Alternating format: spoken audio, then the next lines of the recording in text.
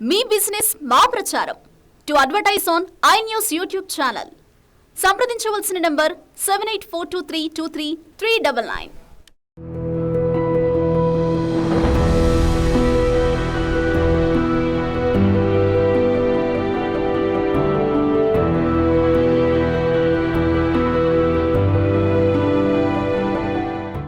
బయట దేశాల నుంచి నిధులు సహాయాలు అందాలంటే తమదో బుద్ధిమంతుల దేశమని అమాయకులమని చూపించడం కోసం అనేక కార్యక్రమాలు చేస్తూ ఉంటుంది దాయిది దేశం పాకిస్తాన్.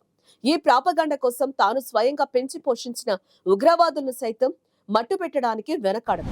నిజానికి గత కొన్ని నెలలుగా అజ్ఞాత వ్యక్తుల చేతిలో 20 మందికి పైగా ఉగ్రవాదులు దావూద్ ఇబ్రహీంను సైతం చంపేసిన పాకిస్తాన్ గూఢచార సంస్థ ఐఎస్ఆర్ ఆ నేరాన్ని ఇండియాపై తోసేస్తోంది. ఎలాగూ ఆ నింద మనపై వేయకుండా ఉంటుందని మనం కూడా ఎన్నడూ ఊహించలేదు. ఇప్పుడు అదే చేస్తోంది. నేరుగా భారత సెక్యూరిటీ ఏజెన్సీల ఏజెంట్లే తమ దేశంలో ఇలా అమాయకులను చంపేస్తున్నారంటూ అమెరికాకు విన్నవించుకుంది. ఇంకా గమ్మత్ ఏంటంటే ఈ వాదనకు పాక్ పెద్దన్న చైనా సమర్థించి ప్రకటన కూడా చేసింది. ఉగ్రవాద నిర్మూలనలో పాకిస్తాన్ నష్టపోతుందని, ఉగ్రవాదాన్ని వ్యతిరేకించే భారత్ ఇలా ఉగ్రవాద కార్యకలాపాలు నిర్వహించడం సరికాదని చెప్పేందుకు ప్రయత్నించింది. అయితే మన దేశం ఈ ఆరోపణలను ఎప్పుడో ఖండించింది. నిజానికి ప్రపంచంలోనే తమ గూఢచార సంస్థ ఐఎస్ఐ చాలా గొప్ప సంస్థ అని పాకిస్తాన్ గొప్పలకు పోతూ ఉంటుంది. ఐఎస్ఐ కనుసన్నలను దాటి పావురం కూడా రెక్కలు కొట్టదని గర్వంగా చెప్పుకుంటుంది. మరి ఇంత బాహాటంగా 2 వీలర్ వాహనాలపై వచ్చి నేరుగా బుల్లెట్లు దించేస్తుంటే ఐఎస్ఐ ఏం చేస్తుందన్న ప్రశ్నలకు వారి వద్ద సమాధానం లేదు. మరి ఇంత బాహాటంగా 2 వీలర్ వాహనాలపై వచ్చి నేరుగా బుల్లెట్లు దించేస్తుంటే ఐఎస్ఐ ఏం చేస్తుందన్న ప్రశ్నలకు వారి వద్ద సమాధానం లేదు. ఒక పక్క టీటీపీ ఉగ్రవాదులు ఇన్స్టాల్మెంట్ల పద్ధతిలో పోలీసులను, సైనికులను లక్ష్యంగా చేసుకుని ఆత్మాహుతి దాడులు చేస్తున్నారు. ఇటు మరోవైపు ఇరాన్ సైతం పాకిస్తాన్ పక్కలో బండెల్లా చూస్తోంది. మొన్నటికి మొన్న రాకెట్ దాడులు కూడా నిర్వహించింది. ఇటు చూస్తే ఆఫ్ఘనిస్తాన్ వైపు తాలిబన్లు పాకిస్తాన్తో యుద్ధానికి సన్నాహాలు చేస్తున్నారు.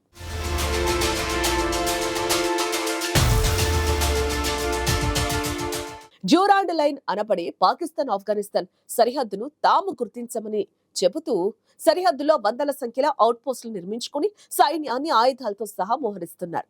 మరోవైపు దేశంలో కరువు తాండవిస్తోంది. చైనా IMF నుంచి వచ్చిన నిధులను కడగనాగిన పాకిస్తాన్ పాలకులు అన్నమో రామచంద్ర అంటూ గోధుమ పిండి కోసం అలమటిస్తున్నారు. ఈ నేపథ్యంలో పాకిస్తాన్ లో ఎన్నికలు ముంచుకొచ్చాయి. మరో 5 రోజుల్లోగా సార్వత్రిక ఎన్నికల డ్రామా జరగబోతోంది. దీని పాక్ ప్రజాస్వామ్య ప్రహసనంగా భారత్ చూస్తోంది. 6 నెలలుగా జైల్లో ఉన్న మాజీ ప్రధాని ఇమ్రాన్ పై 2 రోజుల్లో మరో 2 కేసుల్లో వేరువేరుగా 10 ఏళ్లు 14 ఏళ్ల శిక్షలు విధించారు. దేశ రహస్య పత్రాలను లీక్ చేశారనే కేసులో కోర్టు మంగళవారం ఇమ్రాన్ కు 10 ఏళ్ల జైలు శిక్ష ప్రకటిస్తే మర్నాడే బుధవారం ప్రభుత్వ కానుకల అక్రమ విక్రయం తోషాఖానా కేసులో ఆయనకు, ఆయన భార్యకు కూడా చెరొక 14 ఏళ్ల కారాగార శిక్ష వేసింది. 150 కోట్ల రూపాయల జుల్మానా చెల్లించాల్సిందిగా ఆదేశించింది. ఏమైనా 2022 ఏప్రిల్లో ప్రత్యర్థుల చేతిలో పదవీచ్యుతుడైన ఇమ్రాన్ రావల్పిండిలోని అడియాల జైల్లో 9 అడ్డం 11 అడుగుల పొడవుండే చిన్న జైలు గదిలో గడిచిన ఆగస్టు నుంచి గడుపుతున్నారు. హింసాకాండ నుంచి తీవ్రవాదం దాకా సుమారు 180కి పైగా ఆరోపణలను ఎదుర్కొంటున్నారు 71 ఏళ్ల ఇమ్రాన్. కేసులు, కోర్టులు, శిక్షలతో సంబంధం లేకుండా ఆయనకు ఇప్పటికీ ప్రజాదరణ మెండుగా ఉంది. ఎన్నికల చిహ్నమైన క్రికెట్ బ్యాట్ ను సైతం ఈ అంతర్జాతీయ క్రికెటర్ పార్టీకి దూరం చేశారు. ఎదురుదెబ్బ తగిలినా జనంలో ఆయన పట్ల సానుభూతి, సానుకూలత ఉంది. తాజా తీర్పులతో ఆయన కనీసం మరో 10 ఏళ్ల పాటు ప్రభుత్వ హోదా ఏదీ నిర్వహించని విధంగా ఆయనపై నిషేధం వీటు పడింది.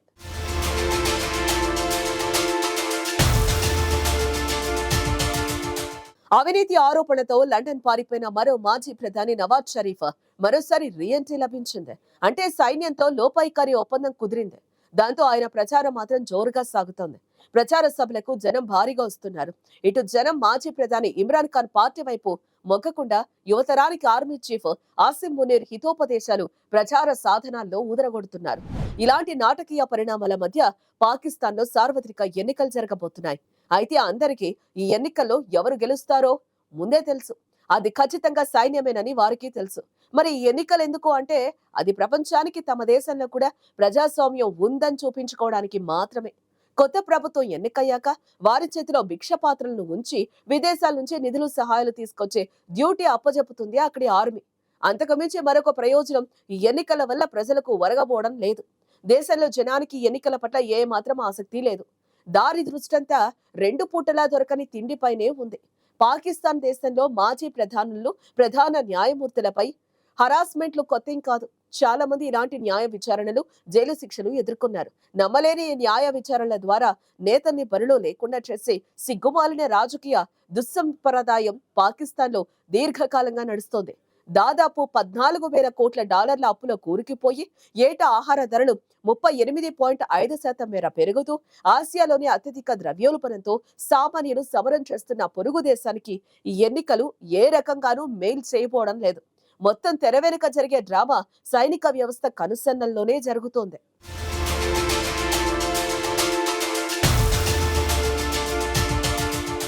తెర వెనుక చక్రం తిప్పే పాక్ సైన్యం కొన్ని నెలలుగా వేలాది పార్టీ కార్యకర్తల్ని అరెస్టు చేసింది. సుదీర్ఘ విచారణల దెబ్బలతో డజన్ల కొద్దీ పార్టీ నేతలు రాజీనామాలు చేశారు. ప్రధాన మీడియాలో ఇమ్రాన్ పేరు నిషేధించారు. ఇమ్రాన్ ప్రత్యర్థులకు కలిసొచ్చేలా నియోజకవర్గాల సరిహద్దుల్ని తిరగరాశారు. చివరకు ఆయన నామినేషన్ పత్రాలను తిరస్కరించారు. మాజీ ప్రధాని 74 ఏళ్ల నవాజ్ షరీఫ్ కు మాత్రం తెర వెనుక అండ పుష్కలంగా ఉంది. ఎందుకంటే తర్వాతి ప్రధానిగా సైన్యం ఆయనపై ఆమోద ముద్ర వేయడం వల్లే తిరిగి స్వదేశంలోకి ఎంట్రీ లభించింది. అచ్చం ఇమ్రాన్ లానే అవినీతి ఆరోపణలతో 2017లో ఆయన పదవీచ్యుతుడయ్యారు.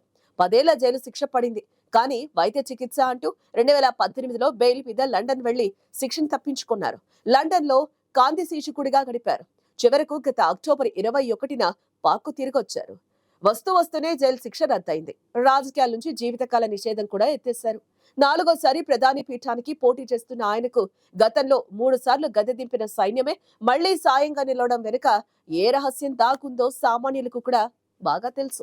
పాక్ అధికార వ్యవస్థలపై సైనిక యంత్రాంగపు క్రీనీడ విస్తరించి ప్రజాస్వామ్య రాజకీయ ప్రక్రియను పూర్తిగా బలహీనపరిచింది. సైనిక అధికారులు తమ పరిధిలోకి ఏమాత్రం రాని రాజకీయాలు, ఆర్థిక వ్యవస్థ నుంచి మతం, విదేశాంగ విధానం దాకా విద్యార్థులతో ముచ్చటిస్తూ ఉంటారు. అన్ని రకాలుగా సందేహాస్పదమైన ఈ ఎన్నికల ద్వారా సైనిక వ్యవస్థ అండతో మరో బలహీన పౌర ప్రభుత్వం ఏర్పడనుంది. రేపు దాని పరిపాలన ఎంత అందంగా ఉంటుందో చూడాలంటే మరో నెల రోజులు వెయిట్ చేయక తప్పదు. ఏదేమైనా ఈ ఫిబ్రవరి 8 నాటికి ఎన్నికలు చివరకు ఓ తంతుగానే మారడం ఖాయమని అంటున్నారు విశ్లేషకులు.